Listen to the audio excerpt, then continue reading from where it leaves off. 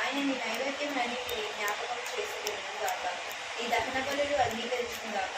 నీ కోరికను సిద్ధింపజేసి నీ ఆశ జ్ఞాపకంతో సఫలపరచును గాక.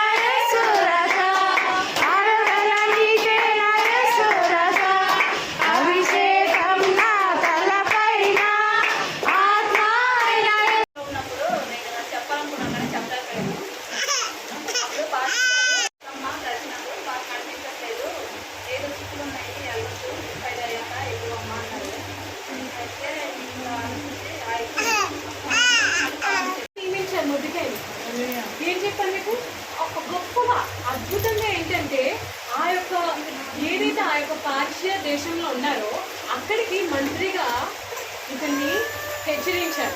నెంబర్ 1. నెంబర్ 2 ఏంటంటే ఇతని యూదుడైనప్పటికీ కూడా ఏ మాత్రం కూడా దేవుడు దాని విషయంలో అడగలేదు. ఆశ్వరేశ్వర్ కూడా దాని విషయంలో కాదు. కానీ ఏంటంటే ఎస్తేర్కి తండ్రి తల్లి లేకపోయినా సరే ముద్దుకే పెంచుకున్నప్పటికీ కూడా అతను విడిచిపెట్టేలేదు. ఈమె రాణి అయిపోయింది కదా, ఈమె సుఖభూమి ఈమెకు వచ్చేసింది, ఈమె నన్ను పట్టించుకోదు, ఈమెకి బంగారం ఉండొచ్చు, ఈమెకి ఆస్తులు ఉంటుంది, ఇంకోటి ఏంటంటే ఈమె మాట ప్రకారంగా నడుచుకోవాలి, ఈమెకి మొక్కాలి అనేసి వదిలేసి వెళ్ళిపోలేదు. ముద్దుకి ఎప్పుడు వదిలేసి వెళ్ళిపోలేదు. ఏం చేశాడంటే కాపాడడానికి ముందుకు వచ్చాడు.